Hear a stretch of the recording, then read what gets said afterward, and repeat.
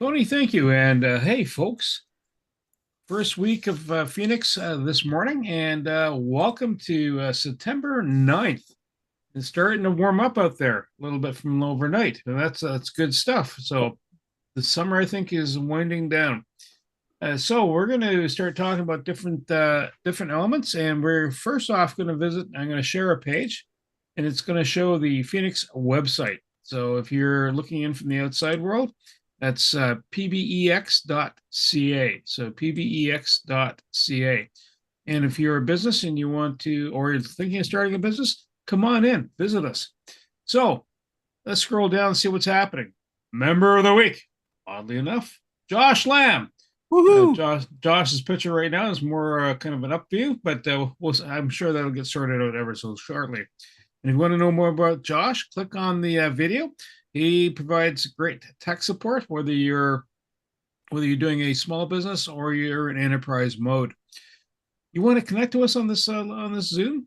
Just click on the red button up here. It says Monday morning Zoom, 8 to 9 Eastern, Bell's Corners. Just come on in and click in here. Wednesday morning, we have the East group, and same time, click here. And then Thursday morning, the South End group. And then on the 1st of October, we will have a after hours group. That's Penny Lee running that, and that's an hour long. All members of Phoenix are welcome. East Trade Winds is up and running. So tomorrow at 8 a.m. Eastern, we're there. So no charge. Come on in. And there's a meditation class with a Tony that's coming up. And that's on Friday afternoons at 1:30. So if you've had a stressful week, that's kind of a good place to get that chill down. And I don't mean chill as in cold, as in have that inner peace come in. We also have Penny Lee. She's got the NIA classes and moving is medicine. So if you've been kind of stuck in one place and seated a lot during the week, come on in. She'll help you dance it off. Also on the September 13th, on the Friday, Penny Lee's got a Friday has a potluck on the go. So you're welcome to come into that and just click on the link. East End. So this is September 11th. So this week only, the at the on the September 11th, Wednesday, 7:30 a.m. at Biggs Bar and Grill, and that is off Saint Laurent. Then we have the South in person meeting on September 26th at 7:30 a.m. and that's at River Lounge, right off of Prince of Wales. And then Bell's Corners is doing it. It's also in person on September 30th. You want to know about any of the members that are here? Just click on the QR directory. And you can find out anything like about Anne, who's a naturopath, Mike, who's a coach, he can help you stay focused, Shane, who'll help you with your concussion, Josh, who can help your tech, or even Sam, who can help you with, hey, I need a dash cam. Not because you're dashing, but things can dash in front of you, or Tony. And what should I share more with you? Well, oddly enough, the stats $127,995 worth of business was conducted between members year to date. And that's pushing us around about 4.6, north of 4.6 million worth of business since 2016 between members. So that's kind of a good way. And that's not even business that's referred to externally. All right. And then we have our e-card. So you'll see a QR code over my shoulder. And what that is, it's a way of connecting with people. Makes it once press a button, you take a camera, you take a picture of it. Boom, there's the contact details. You can save it to your phone, and then you have email, phone number, text messaging, story behind whatever you're doing. So if you're a Phoenix member, you keep that up to date. And if you're a client, you just can scan that and it makes that much easier to connect with somebody. All right. The other thing, I'm going to stop share right now. We also have another item that's coming up. If you're a Phoenix member and we're running a competition, a contest, who could bring the most visitors? And we're amassing a group of coupons from other members to help support that. And Tony, do you want to relay a bit more information about that process? Yeah, in one of the meetings we were talking about September's coming in, and we wanted to encourage more people to bring in visitors and guests and so on, especially to the in-person meetings. The East End is doing an in-person meeting, of course, this Wednesday. And just to sort of stimulate that, we were just toying around with the idea of giving some kind of a prize out for a person that would bring in so many visitors between September, October, November. End of November, we would do a draw. And so far, we've got Sam. He's donated $100 worth of work on your car. And Lawrence is a free session. So I think it's worth about $150 that she's putting in. I'm putting in $150 worth of my services. We got 400 bucks and we haven't really started to ask anybody if they'd like to put something in. It's a good promotion thing and it sort of makes it fun, all right? That way one person could win literally $1,000 or more worth of services just by bringing somebody in. It doesn't cost anything. It takes a little more of your time to get on and get people. I guess what we're saying is we need help. I mean, Penny Lee's been doing this for a while, and she does get a little extra for it to do that extra work, but it is tough. And so we just need a little extra help. If you know somebody that has a business, they're struggling, we know one thing that when people come in, they do a little better because the energy of the group just does something. And so it changes a lot of things. So so hopefully we'll be able to have some decent prizes coming in. But to start bringing in visitors, we're going to start tabulating it, how many people are bringing in, however many guests, and it's a fairly easy winner take all. And this way it will help bring in more people. I think it'll be good for all of us. Well, one visitor, if they end up, even if they end up not joining, can still buy some services. They might, oh, I've been looking for a naturopath for a while, or I might need my car swapped to get the tires rotated or something. I might know somebody that needs a mortgage, and they might not even need to join. It could be someone's mother, it could be someone's assistant at work, or anything. It really is. I have seen a visitor come in who was someone's mother, and they bought something. They ended up saying, "Oh, that's interesting. I've been looking for somebody who could do whatever service you might have." So it is a good idea to have new people, new blood sort of thing, new eyes coming in to see your services because, like Sam would say, well, you know what I all do, you know. So this way you don't have to do it because there's somebody new that has never heard your infomercial. So let's see if we can bring some people in. All right, and this way everybody wins. Okay, thanks, Tony, Bernie. Tony, thank you so much. As a quick sidebar, here is our LinkedIn live feed. So if you want to post your contact details and or current things that are on the go with you, go ahead and post it in there. And now we're going to go over to words of wisdom from Mike. Mike, where are Great. you, Thank you, sir? Bernie. And thank you for that introduction about the challenge that you put out there, Tony, because I mean, September and January 1st is a great time of year to solicit individuals that are looking for increasing their business, especially at this time of year. You know, summer's over, more contacts made, you know, your vacations are over, cottage, all that type of thing. You get a little bit more serious about increasing sales. It's a great time to ask. And always keep in mind too, when you do ask somebody, don't go, oh my God, we're part of this group, and you know, be calm, be proud, and just say, hey, you know, currently we are looking to increase our membership in the category of a lawyer. And so currently we are interviewing lawyers that we can take that can take that spot. Are you interested?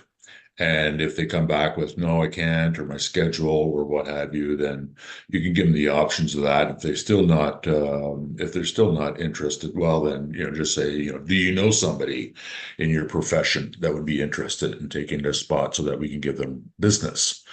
And makes a big difference. You know, it's kind of like a little bit of a mindset. Speaking of mindsets, I want to talk about this morning about sabotage mindsets and how we can do this to ourselves so easily and sometimes not even be aware of it. And number one really is excuses. You know, your excuses are liars.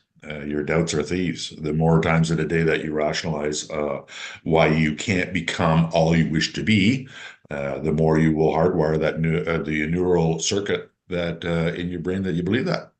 And so know this: what you keep practicing is what you become a pro at. And I always said repetition is the mother of all skill. Number two, blaming. Oh, blaming others to is giving your primal power to the people and the conditions that you blame. We reinforce our psychological victim stories and procrastination patterns uh, to the point where they actually become our identity. Number three mindset for sabotage is gossip. Speaking about people who are not present amplifies what you speak about when you're doing your own thinking. Complaining. Well, complaining is a meek form of anger. The more you grumble and what's not working for you, the more you will train your brain to look for those things in your environment. And apathy, your brain requires novelty to become fully engaged. Without a mighty mission to give your days over to that fuel your joy, you will get bored. Apathetic. Scared people generally complain about what they're bored about. And by the way, people consider these five, please consider these five traits that sabotage pristine mindsets, especially in challenging times. So stay committed to doing in the morning mastery work, which basically is building yourself up to ensure that they never affect the heavens of potential that your life is meant to materialize. So long life to everybody and the good sense to live it. Mike, thank you so much. And we'll go round robin. I'm going to start off with either Ann, Josh, or Shane, whether all their lights are off or their cameras are off. So I am going to spin over to Josh. Thank you, sir. Josh, and then we'll do Shane. Go ahead, Josh. Morning, folks. I'm Josh Lamb. My company is Sterling Grace Technologies. We are your one-stop shop for your IT solutions in Eastern Ontario. And IT solutions include anything from you've got a server that you need managed or set up or monitored or a disaster recovery solution in place, down to you have an Excel spreadsheet, you don't know how to get it to work, or you have an email, you don't know how to send it. So we deal with the small stuff up to the big stuff in technical support land. We also deal with web, so website development, and we deal with software development and integration. So making cool software that makes your business automated and stand out to your clients, because your clients will love having a smooth automated process. It lets you spend the time building the relationships with them. Well, the TPS reports, the repetitive, boring stuff that you hate doing anyway, is done for you so that you can use your time on what matters the most, which is growing your business, growing your profit, and reducing your stress levels. So if you want your technology to stop just costing you money and confusing people and start making you money and making sense to your business, give me a call. Josh Lamb, Sterling Grace Tech. Thank you. Josh, thank you so much. And just as a quick outreach, we're looking for a general contractor inside the our network group. If you have one or you are listening in, reach out to Penny Lee or Tony. Shane, if you're available, and he might be busy with the kids, and if you're available. Shane, go ahead. You're on mute. Hey guys, talking about concussion stuff. I'll turn my screen because Tony loves when I turn my screen and I remember. So the September is concussion month. So we're doing concussion month. We're just creating awareness. And on the 28th, it's a Saturday at 10:30. Actually, I think it's 10 o'clock. Yeah, we kept it at 10 o'clock. 10 o'clock, we're doing a walk to help awareness, to basically create more, awareness about concussions. That it's not an easy thing to deal with. A lot of invisible injuries, a lot of family support. People don't really know how to, engage when people look fine, but they actually are not functioning well inside. So we're doing that little bit of a walk. So if you can come out and join us, we're going to start at our headquarters there at 308 Palladium Drive. And we're to be determined how far or where we're going to walk to, because we have a different locations that we have accessible to us. So we're going to look at see how many people sign up. If we're going to do a barbecue, that kind of thing, or we're just going to walk around. It is Sens Fest, so we might go down towards the Senators Rink to have that as well. So lots of good things going to happen that day. If you have any more questions, just let us know. There will be probably some raffles and stuff like that as well. So we're always looking for more people to show up. The second year we've done this, the first year, kept it kind of small. This year it's a little bit bigger, and who knows what it'll come to later on. But hopefully, if you know anybody that's been struggling with this and they want to kind of support the cause and speak out a little bit, that'd be great to have everybody. So I'm Shane Bales for Pro Action Health and Performance. Doing a concussion walk on the 28th of September, 10 o'clock at 308 Palladium Drive. Look forward to seeing everyone there. And if you don't come, I'm going to hunt you down. I'm just kidding. Anyways, we'll see you soon. Okay, guys? Take care. Bye for now. Hey, Shane, thanks. We'll start running now. And over to you, and then Sam. Okay, good morning. So I just thought maybe I'd talk a little bit about what it might be like to come see a naturopath. And so when you come to see a naturopath, it's kind of a different experience, I think, from other certain health care providers. So you come in, there's a lot of looking at the whole picture. We're listening to the whole person. You're going to get an appointment where you hopefully feel really listened to, and time is taken to look at the whole picture. So we do look at potentially doing blood work or different lab tests, looking at what you're eating, the whole diet, looking at how you're sleeping, looking at are you getting enough sunshine. I mean, some of this sounds basic, but these are important things to look at for the whole picture. How are you eating your meals? Are you chewing your food well? Are you eating in a relaxed environment or on the run? How are you coping with stress? It's just looking at the whole picture to try to help the person put together with some very simple tools and maybe some more complex tools to try to work on the best version to help the person become the best version they can be. So that's it. And hope everyone has a great day. And thank you so much. Sam, over to you, sir. Thank you, Bernie. Good morning, everyone. Sam Sturs, connectedcars.ca. Let's see if we can get that. What the heck is going on? Trying to get my information up. There we go. I got it now. There you go. There's my contact information.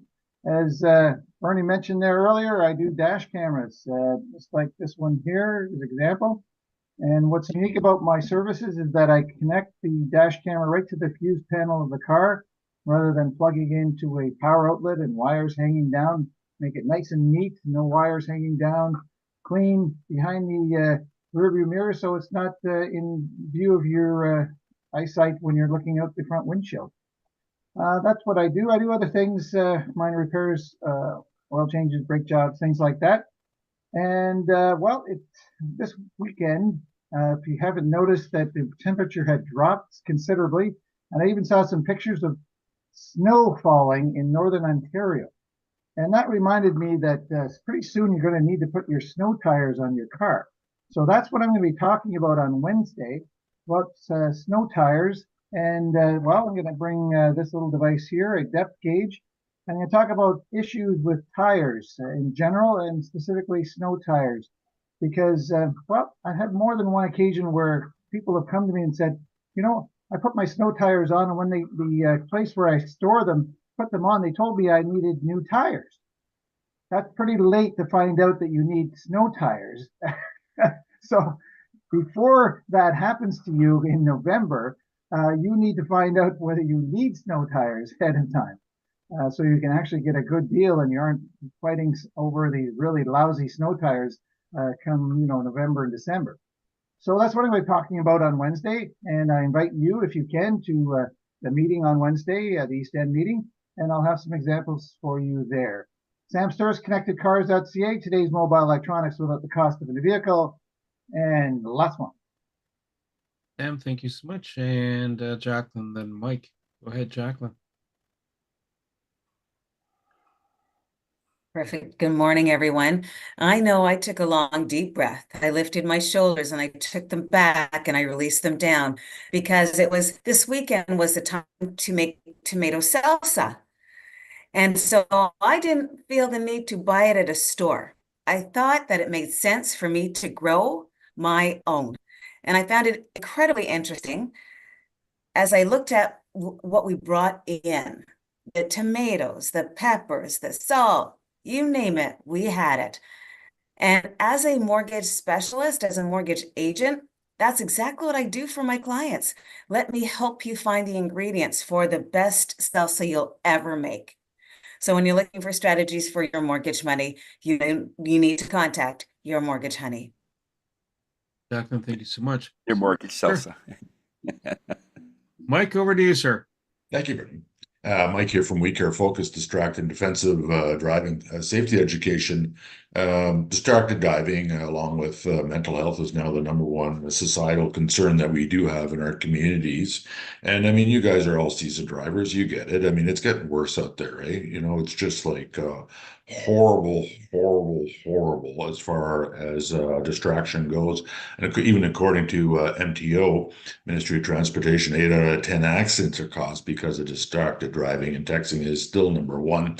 And throughout the We Care Focus online presentation, I educate primarily new drivers and about to be new drivers on the financial ramifications if they don't focus while driving, and also the emotional consequences if they're not focused while driving by causing an injury to them or somebody else or a third party passenger.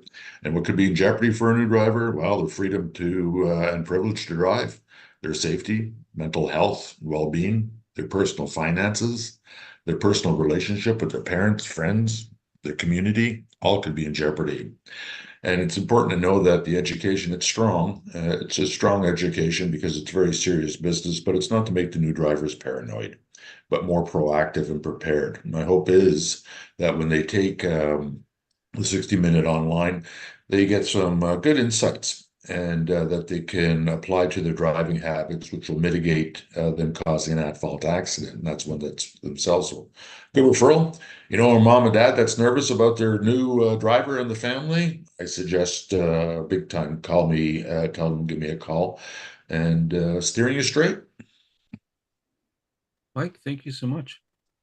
And just a quick reminder that East Trade Winds is meeting tomorrow, and there's the link for that. And I'm following that up with, hey, what does Bernie do? And Creative Insight is a business concierge. We connect businesses to other businesses. Try to find a match. It's a global running concern. We also have a Knack for Business podcast, which highlights a lot of the people we've interacted and dealt with over the last few years. We're starting season 3. We have over 200 podcasts from season 1 to season 2 in the can and up and running. Also involved with the Property Wisdom podcast, which is about real estate investment. And if you want to see past speakers like Tony, for example, East Trade Winds, you can go online and to the YouTube channel, and you'll see the backstories in there. And you know what? Speaking of Tony, our speaker. Oh, you know what? You're right, Sam. Bams. What was I thinking? Oh, what was I thinking? You know what, folks? I'm going to do a quick round robin to see who's got what BAMs on the go and what referrals. So, Sam, thank you so much. I'm going to start off with you, Sam. Thank you very much, Bernie. Sorry, I forgot about mentioning BAMs. And I want to mention 2 of them specifically. One was Dave Beliveau. He came through with my smoked salmon finally. He got back from his 10,000 kilometer trip. And the only complaint I have is it didn't last very long. A couple of days, it was gone here. Very good smoked salmon. And the other one was Marlon from the lounge there, River Lounge.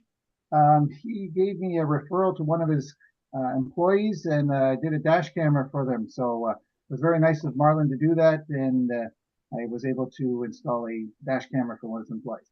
That's it for me. Thank you, Bernie. Excellent. Mike, any VAMs or referrals? That's a back and forth with Steve Breckenmeyer and also too with Dave Beliveau. I got to follow up with him now that he's back on his trip, and that's it. Hey, Jacqueline. What up? Any BAMs, Jacqueline? Off mute. No, I don't, and this is the week. This is a big week for BAMs. Thank you, ma'am. And Josh or Shane, whoever comes up first. And go ahead, ma'am. Nothing Don't for think I today. don't have much to Oh. report. Okay, go ahead, Josh. I was going to say nothing much for today. It's been kind of a crazy week, and we're working on 3 really big software development projects this last week. So we're haven't really been doing much in the BAM space lately, but looking forward to touching base with some of you in the next couple of weeks for sure. Thanks. Thank you, sir. Shane, if you're still pushing the cart, let her rip. Always pushing the cart, getting my exercise in. Hopefully none of my faces hit any BAMs. You know what I mean? So all good with that. Yeah, just always talking with Ann there, because we're still finalizing things, and she's helping clean up some stuff for me. And yeah, so we're doing that. And always with Ernie ongoing with our video stuff right now. So that's about what we're kind of talking about. I can't wait to hear about the BAM week that Jacqueline's having. So I'm going to stay tuned for that. That's what I'm here about. I want to hear those BAMs. All right. So signing off from Bam Bam Bigelow over here. Shane. So in my space, I did a referral with Carl, working with Merlin on a connection for the C100 Clean Shield, and also with Shane, trying to find a Thursday to do a demo. And Tony came to East Tradewinds last Tuesday. And so that's kind of a wrap up for me. Now, Tony, it's your turn. Dance. Yes, I did go to the East Tradewinds there last week. That was great. And Jacqueline, do I have to buy a house to get some of that salsa? Yeah, Well, I we'll had talk about that. I have another. What's that? How many bottles would you like? How many bottles would you like? We could talk 2 about would be that. good. Really? Really? Well, if it's going to cost me 700,000, I might have to take just the 1 bottle. I think I that's had fair. Yeah. yeah. With Susan McGarry, I had some business with her. I ordered some stuff, and Dave, I'll be placing an order later on this week for some stuff there, and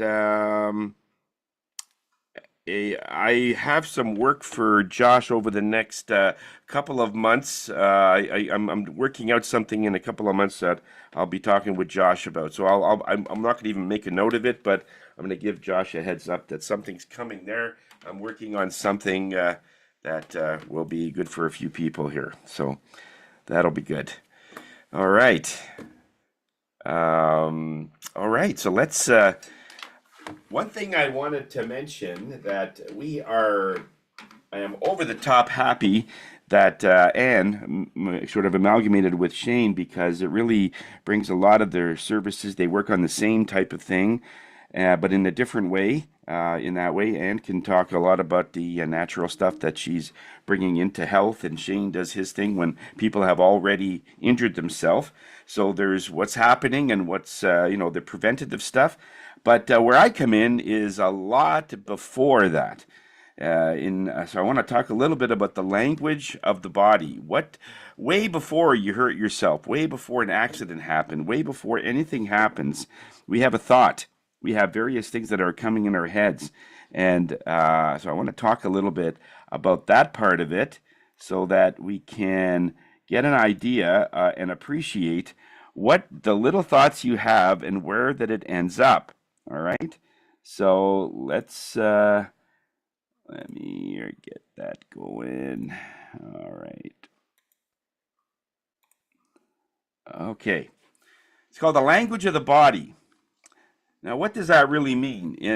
In some cases, what it does is that the body is continuously adapting and adjusting to the outside world operated by the brain. Okay? The body reflects the contents of the mind with its related emotion, anything that is the most dominant emotion that you have.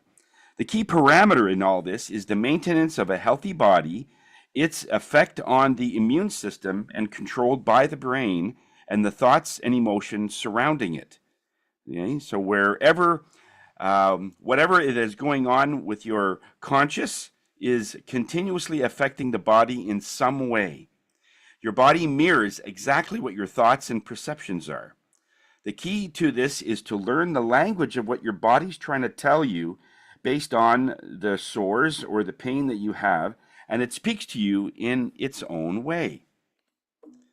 So let's talk a little bit about what that means. The body tells us what some illnesses, ailments, diseases can be karmic paybacks. A lot of time when people are constantly working on something and the body is constantly telling you that, it's in its own language. When people speak the same language, you know, it's easy to communicate. But the body has its own way of communicating what's going on. This is why just looking at the physical body is not the complete story. I mean, what Shane does is amazing. This is all the thoughts that have come up to that point. The person gets sick or hurt themselves and takes care of a lot of that. But way before any of that happens, we are in a certain emotional cloud, or we're in a certain emotional standpoint. Even birthmarks are long-term sores or long-term sores in the body can indicate a past life memory or wounds in battle, lost love, which can be scarred in the soul in some way and then brought into the life that you are born in with. So in other words, a lot of times in my world, I see people that have birthmarks, and it looks just like like a horizontal or a vertical piece, and it's very similar to what a knife would look like if it goes in. And when we go back in their progress in their past life regression, we find that they were actually killed in battle in that same spot. So it's amazing how just something like that, and if the last 2 minutes of your life is because of something, or you have a heartbreak about something, it will, and if it's not addressed, it will affect you in the next time that you come in a physical body, because your soul is much, much older than you are right now. There are a lot of faiths that don't believe in that, and that doesn't matter because it's still, you know, you can't change the truth. It is what it is. It's all about our beliefs. But this is what happens. We have our soul is a karmic bank account, and everything has to balance. What you do in this life and all the great people that you are with and all the generosity that you give in this life will absolutely improve your next life. So there's a bank account going on in that way. But once you know what causes the scarring in this past life part of it, then there's this karmic restitution, or this clearing of the past. And so that's what happens, is that you clear more in that way. This is why when people, let's say, are in another life, let's say they've scammed a few people, and there's different reasons for it. But you know, one example, a person wasn't a very nice person in a last life, and they took money from people. So coming into this life, what will happen is those same people that were also born and brought in, you'll also have money problems that you'll find that you'll lose money to them. And all of a sudden, it's like, I didn't even do anything, and I lost all this money. And it's only because now the bank account is cleared in that way. It's not always like that, but that's one way we can do it. So getting really angry at something, there's a bigger story to it when something actually happens. The body is a map of things that you have done and the challenges that you had to go through in many lives that you have lived, and this is how we're reading it. All right. So what this really means is that the body tells us that the other ways that illnesses happen is when a person's life goals are not being met. When an individual becomes so frustrated, the body responds to that unnatural flow to manifest its interpretation of the disorder. Okay? Overall, long-term thoughts and perceptions about ourselves can either make us well or make us sick. So in a sense, your thoughts make you sick. Your thoughts create whatever your reality is. Sickness isn't something that just randomly happens.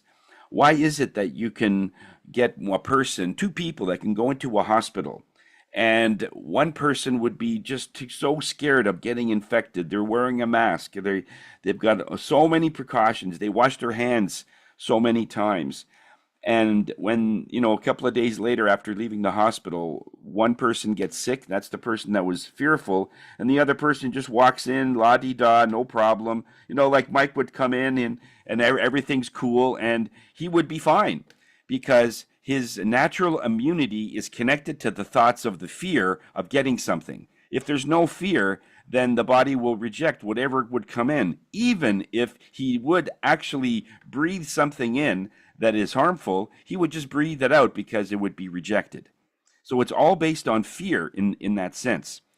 If you are constantly in a state of fear that you will get an illness, then no matter who says what, that you are healthy, you won't believe it. If you are constantly looking for signs of illness, the body knows that you are looking for it and looking for it, but just can't seem to find it. It will then manifest the desired illness that you are looking for just so you stop looking. Isn't that interesting? I heard of a case where an 80-year-old, what was it? If I get the story correct, a lady goes to a doctor when she's 40, and she says, "Doctor, there's something really wrong. I feel there's something really going on. I think I have cancer." And the doctor says, "Okay, well, let's do some tests." And they go through all the tests, the blood tests and everything else, and it comes back negative. You're fine. She says, "Oh, okay." But in her mind, she doesn't believe it. And about 5 years later, she goes to the doctor and says the same thing. "I really think that I've got a real problem. I've got cancer, 100% this time." So they do the test again, and again, it comes back negative. This happens for about another 10 years. And then finally, she goes to the doctor, and the doctor says, "I'm afraid that you have cancer." And her response is then, "See, I told you." So in other words, the body will manifest exactly what the thing is.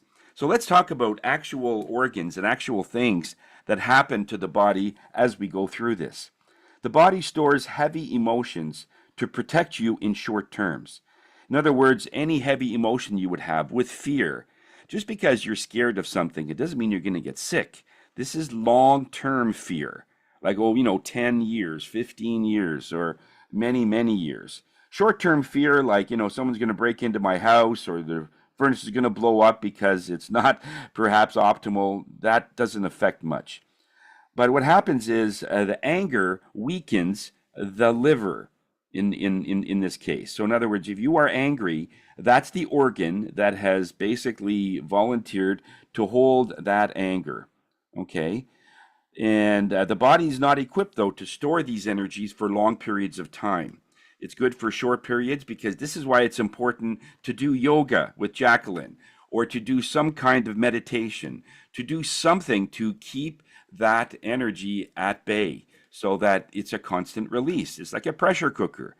There's a reason why a pressure cooker has a hole at the top of its lid, because as the pressure builds up to 60 pounds, 100 pounds per square inch, then this little weight that goes on the top, it releases the excess pressure so it doesn't explode.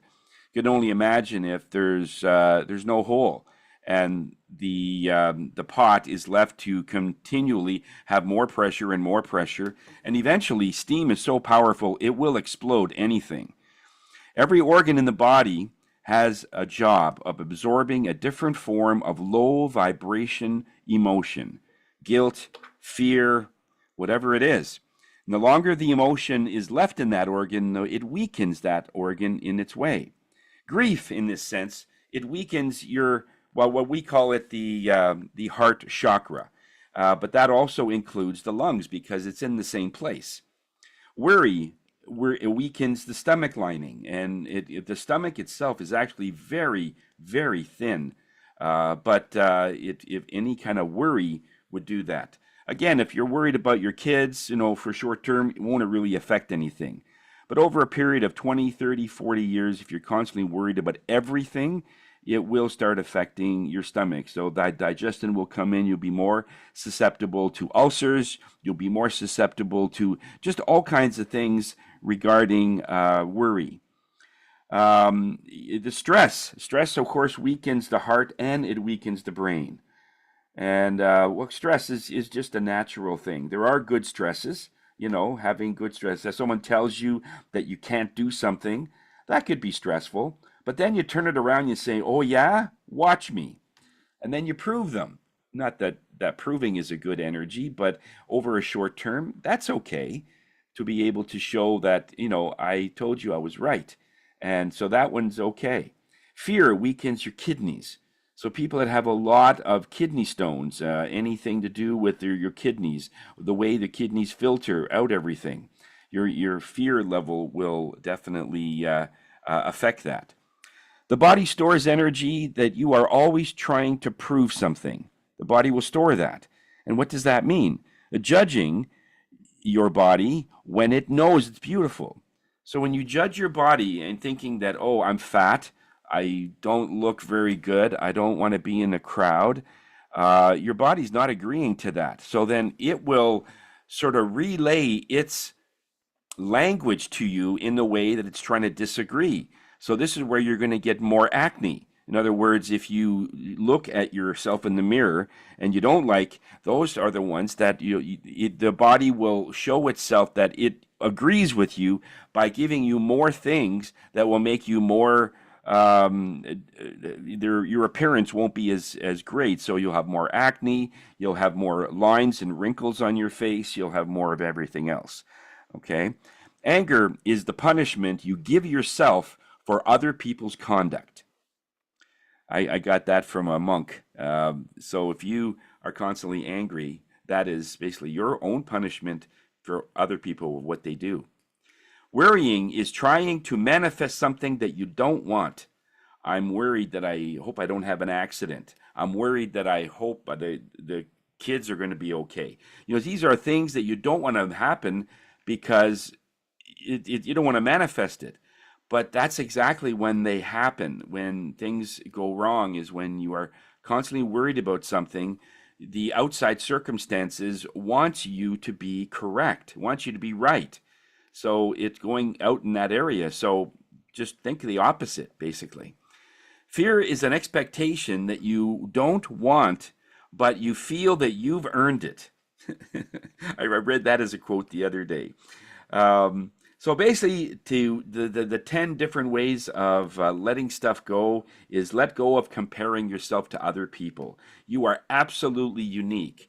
We usually find that people that are very caring, very loving, they tend to be a little more overweight. Believe it or not, that's what happens because they figure in their energy that in order to have a big heart, your body has to match. Now, it doesn't have to. But if that's the belief, then your body will respond, right? So if you think that, and we see this in children.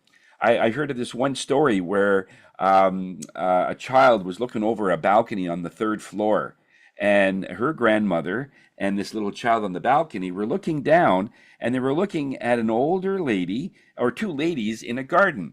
One was heavier set, and it looked like a grandmother, and the other one looked like the mother or the daughter of the mother, sort of thing. So the two generations. And the little girl looks down and he says, I guess the grandma there, she has more love. And she says, why would you say that, sweetie? Well, because she's bigger. Her heart needs more space to hold the love. Interesting. Even kids sometimes will see that. And so what do? We look in the mirror and then we sort of detest the way we might look.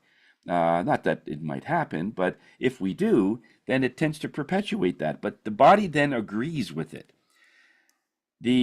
Also the stuff of letting go of competition. You don't compete with anybody else. Your journey is very, very unique. Your journey is something that nobody else will have. You could have even twins that come in the same family, the same bloodline, born at the same time, but their lot in life will be a little different. Although they can feel each other in many ways, they can think about each other, they can finish each other's sentences, and it would seem like it's the same person, just in another body.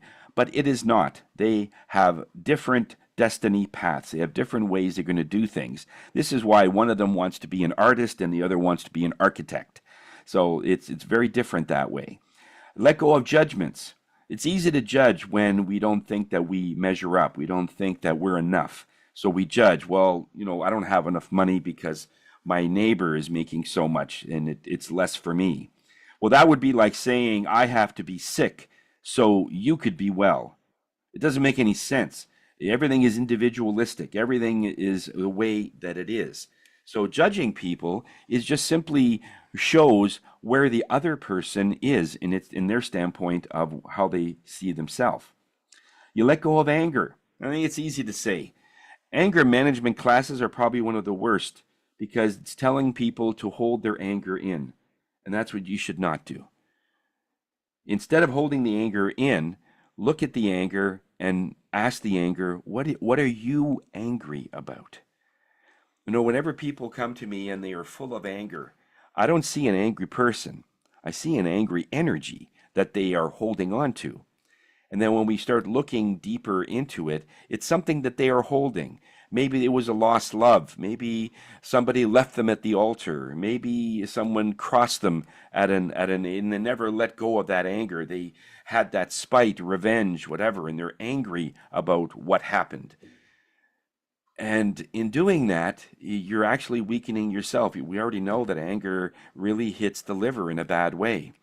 And in many cases, the liver is one of the things that are really something that people want to get rid of. So they tend to drink more. And of course, in alcohol, that's the first thing that the liver hits. With anger and alcohol, then it goes even further. Regrets. Well, what regrets do we have? We already know that many people that are on their deathbed, they have several regrets. And some of them is wish I would have been with my family more and all of this. Instead of having any regret, something that comes on your path, just go ahead and do it.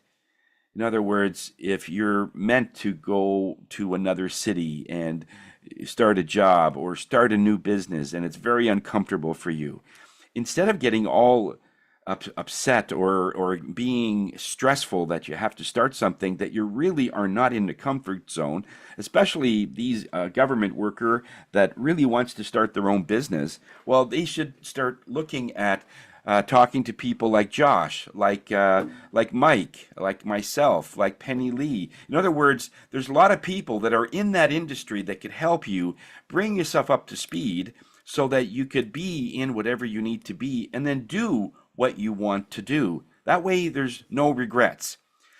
So far, nobody's regretted anything that they've wanted to change.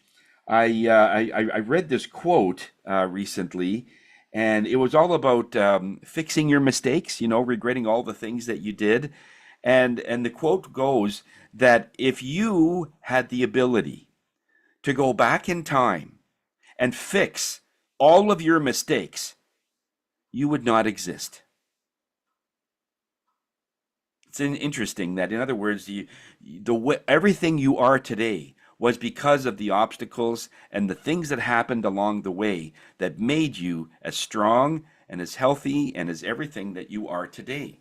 So nothing happened that was a mistake. It was all planned and everything is absolutely executed perfectly. You are this incredible person today because of the, in quotation marks, mistakes that you made. Worrying, of course, that's an easy one. Letting go of blame.